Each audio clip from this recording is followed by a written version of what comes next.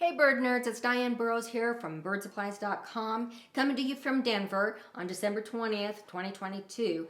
And today I'm going to talk with you about how to safely keep your bird warm in the winter. It's so important today because today, right now as I'm speaking, up in the stratosphere around the North Pole, a polar vortex is forming that is expected to barrel down on the U.S. sometime tomorrow afternoon.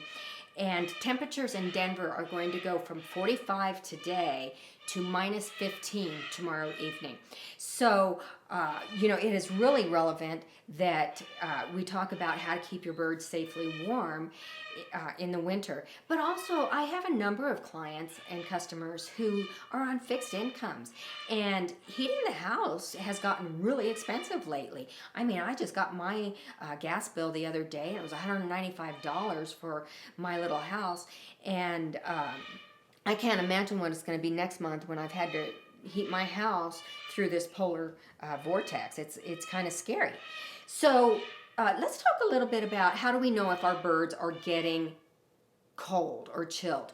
First of all, a bird that is chilled might have their feathers fluffed up, and they might be still, and they might be trying to conserve their energy so that they're conserving the warmth of their own body in their feathers.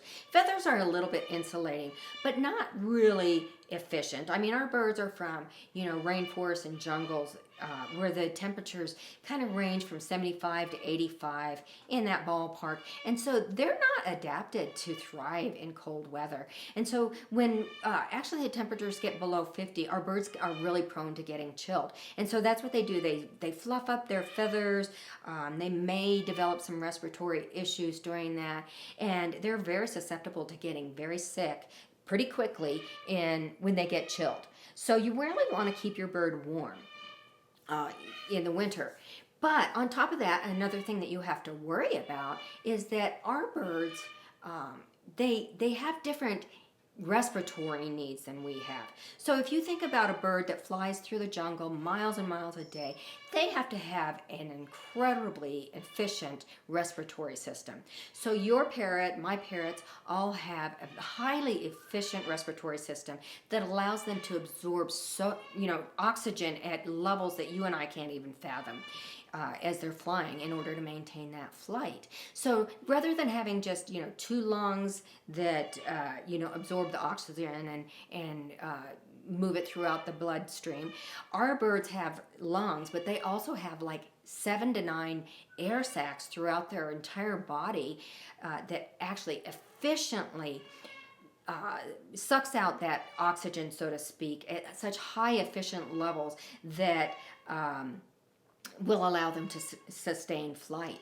And with that said, they're also absorbing anything else that's in the air, whether it's pollution or fumes, toxic fumes, that wouldn't even affect you or I. So for instance, when you stop and think about using, say, a space heater that has Teflon type materials in it that can withstand high temperatures to make that space heater work. The Teflon material is actually called PTFE, and once that PTFE gets over about 350 degrees Celsius or 500 degrees Fahrenheit, you really have to start thinking about the toxic fumes that it's putting off. Now, you and I might not notice it unless you have, say, a chemical sensitivity, but our birds, it is literally deadly to them. And this is why people always say, hey, if you have a pet bird, remove the Teflon cookware from your house. But also you need to think about, hey, I can't be using appliances like, say, for instance, this space heater right here that I use in my bathroom.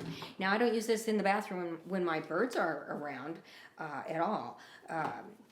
But this space heater is going to have PTFE in it, and there is a chance that it is putting off fumes that could be toxic to my birds. I would never use it around my birds, but this is not a safe item to use around your birds when they're when you're trying to keep your house warm.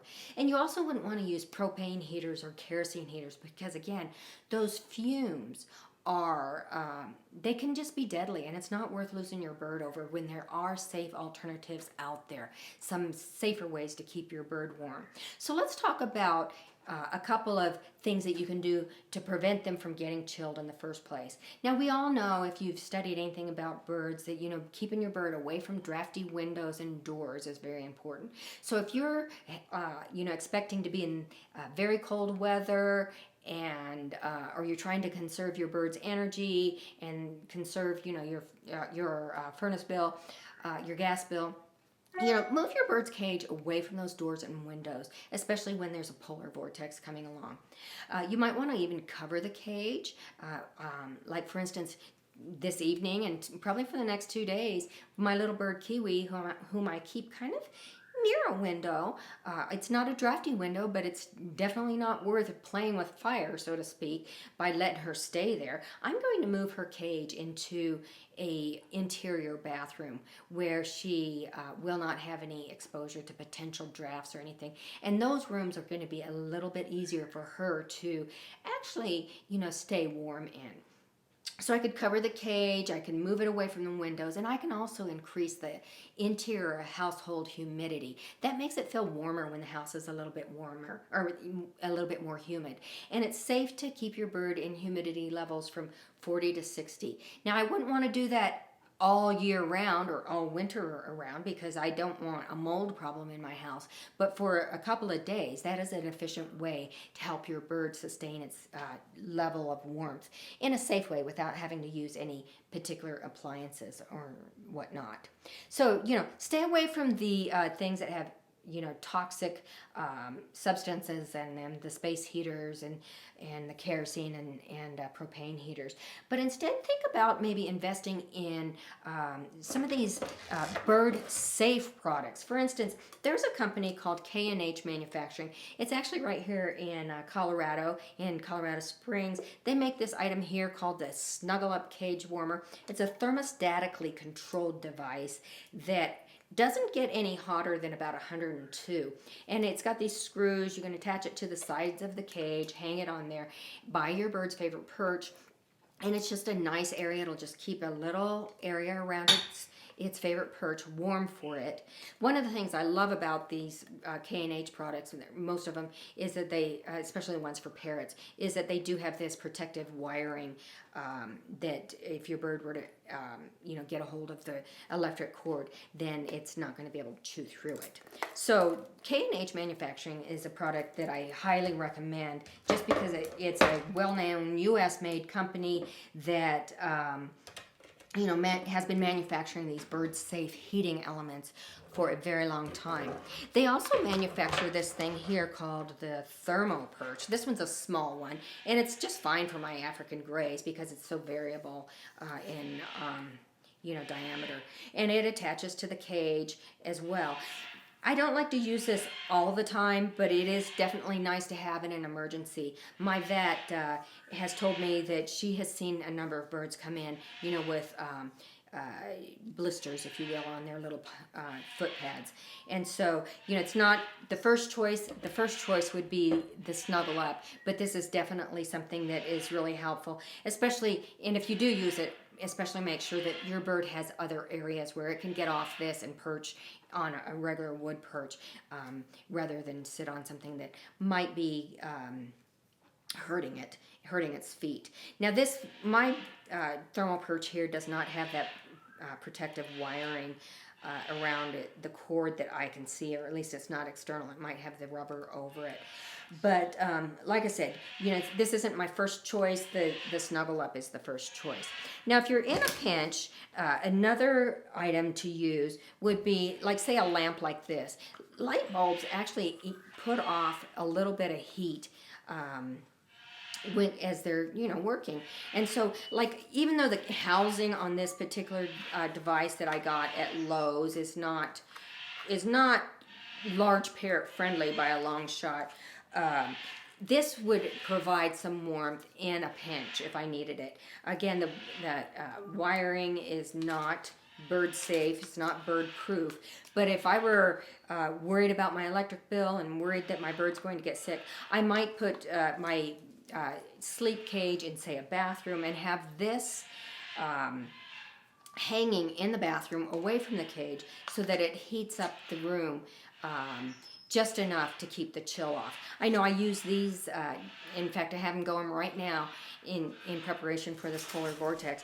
I use them because the pipes on the outside of my house tend to freeze, and this literally does the trick to keep them from freezing.